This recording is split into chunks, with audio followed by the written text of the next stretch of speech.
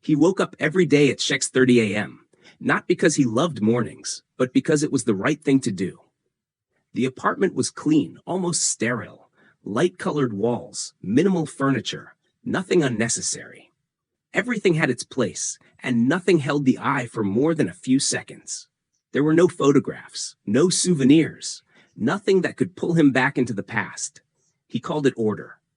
In truth, it was silence he had learned to control. His name was Mark. He was 38. He had a stable job, a good income, and the respect of his colleagues. People said he had made it in life. And he nodded when he heard that, smiled, said thank you. But inside, nothing moved. Once, he thought this was adulthood. Later, that it was the price of peace. Eventually, that it was simply life. He wasn't lonely in the usual sense. He had acquaintances, coworkers, a few people he could have coffee with or talk about work. Sometimes, women. Short encounters, no obligations, no questions about what's next. He always disappeared first. Not suddenly, not rudely, just gradually becoming less available. Fewer messages, fewer calls, less presence. And when the connection finally dissolved, he felt relief. It was safer that way. Mark had learned long ago not to let anyone get close. Not because he couldn't love, but because once he allowed himself to. And he paid too high a price. He didn't think about it, or rather, he didn't allow himself to. His life was built on rules. Don't talk about feelings. Don't promise what you can't guarantee. Don't get attached. And above all, don't expect anything from others. That rule worked for years, until one evening, he was late. That day, everything went off plan. A meeting ran long. The subway stopped between stations. His phone died. He surfaced above ground after dark, irritated and exhausted. Mark turned into a small cafe he had never noticed before, just to wait out the rain. Inside, it was warm, the smell of coffee and cinnamon, soft jazz playing quietly. A few people sat at tables, lost in their own thoughts. He didn't notice her right away. She was sitting by the window, a book in her hands, not looking at her phone, not rushing. Her presence was calm, almost unnoticeable, and yet, for some reason, it drew his gaze. Mark ordered a coffee and sat farther away. He wasn't planning to meet anyone, not planning to start a conversation. He was just waiting. But when the barista called his name, she looked up. Their eyes met for a second. A moment. Nothing special. And yet something tightened in his chest. Not pain. Not fear. Something unfamiliar. As if something very old had suddenly awakened. She smiled. Barely. Without questions. Without expectations. And Mark felt something strange. He didn't want to run. That frightened him more than any closeness ever had. He took his coffee and stepped out into the rain, convincing himself it was a coincidence, that it meant nothing, that tomorrow he wouldn't even remember her face. But later, alone in his perfectly ordered apartment, he realized the silence no longer calmed him. For the first time in many years, not because of dreams, because of thoughts, the kind that don't come loudly, they just sit there, waiting. He replayed the moment in the cafe more times than he wanted to admit. Not her face exactly, not the smile. It was something else, the feeling that appeared for a second and refused to leave. It bothered him. Feelings always did. The next morning, his routine cracked slightly. He woke up at 6:30 as always, showered, dressed, coffee, news headlines he didn't really read. But something was off. The movements were slower, less precise. He stood in front of the mirror longer than usual. Same face, same eyes, but the look behind them felt exposed. He went to work. Meetings, emails, numbers, words spoken without meaning. People nodded when he talked, laughed at the right moments. Everything worked as it should, except him. He caught himself drifting, thinking about the cafe, about warmth, about the fact that he hadn't planned that moment, and yet it stayed with him. That scared him.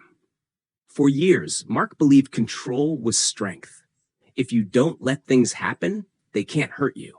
If you don't want too much, you won't lose anything. That belief built his life. But now, something had slipped through. 3 days passed. He told himself he wouldn't go back. Then he told himself it wouldn't matter if he did. On the fourth evening, rain returned, soft, steady, familiar.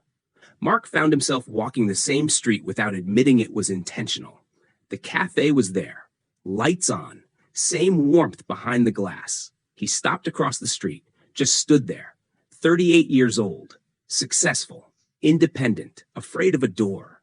He almost laughed. Then he went in. She was there, same place by the window, different book.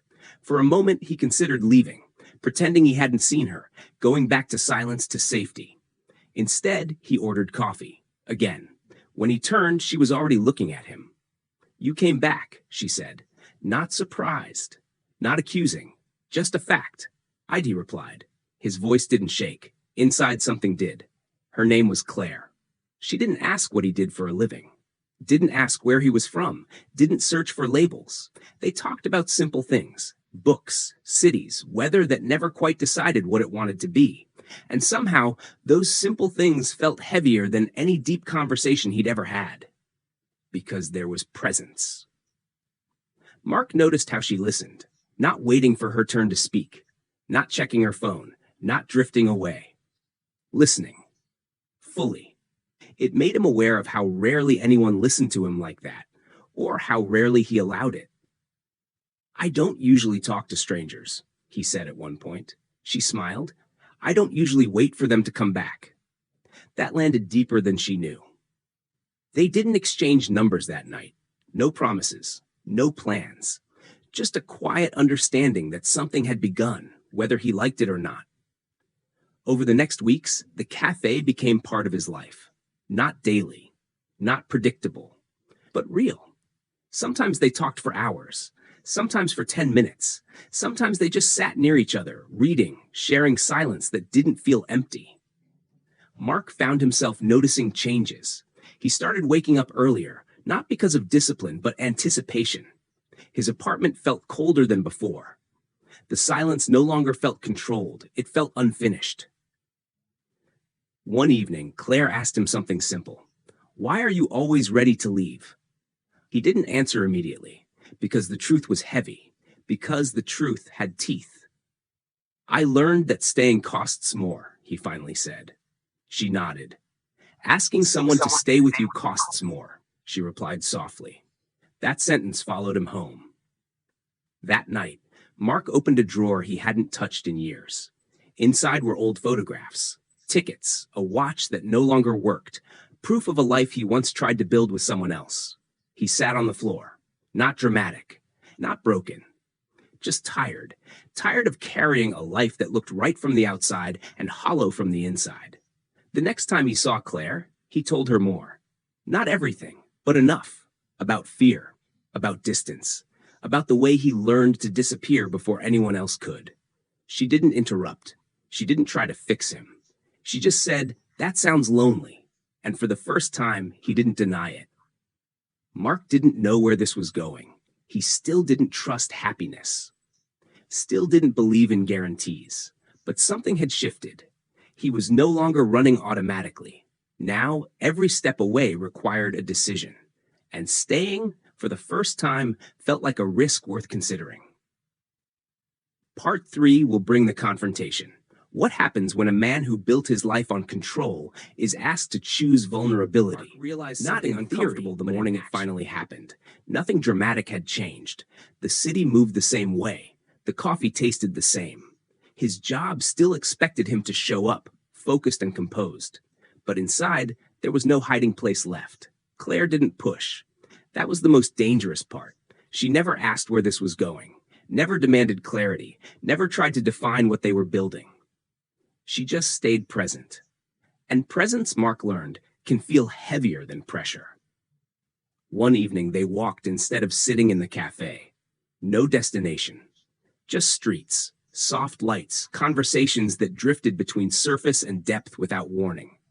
She told him about her childhood, about moving often, about learning to make herself comfortable anywhere, because staying too attached always ended in loss. He recognized the pattern. Different shape, same fear. "Do you ever think about leaving?" he asked.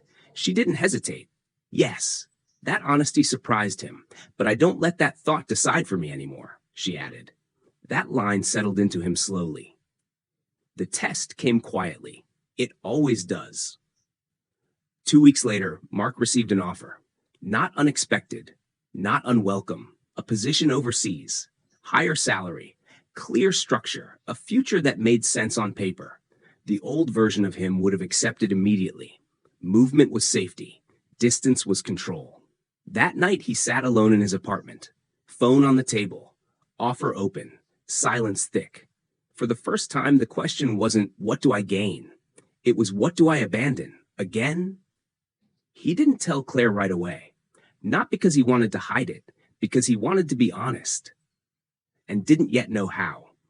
When he finally did, they were back at the cafe. Same table, same light, different weight in the air. She listened, fully. Didn't flinch, didn't plead. That sounds important, she said. It is, he replied. She nodded.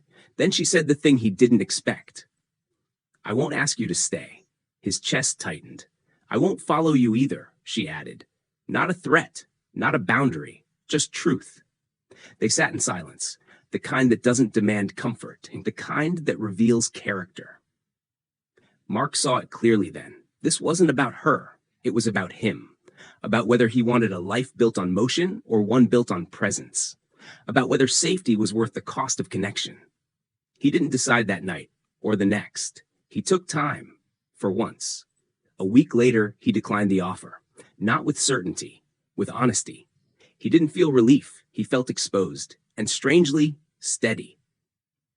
When he told Claire, she didn't celebrate. She just smiled softly. Thank you for choosing consciously, she said. Not me. Consciously. That mattered. They didn't promise forever. Didn't label what they were. They agreed on something simpler. To show up. To speak when it was hard. To leave only when staying became dishonest. Months passed. Some days were easy. Some weren't. Mark still felt the urge to disappear sometimes. But now he named it. And naming it changed its power. One evening, as they sat together, Claire leaned her head against his shoulder. A small thing. A heavy one. Mark stayed still, present. Not because he wasn't afraid, but because he finally understood something. Control had protected him, but presence was teaching him how to live. And for the first time in his life, staying didn't feel like losing himself. It felt like finally being seen.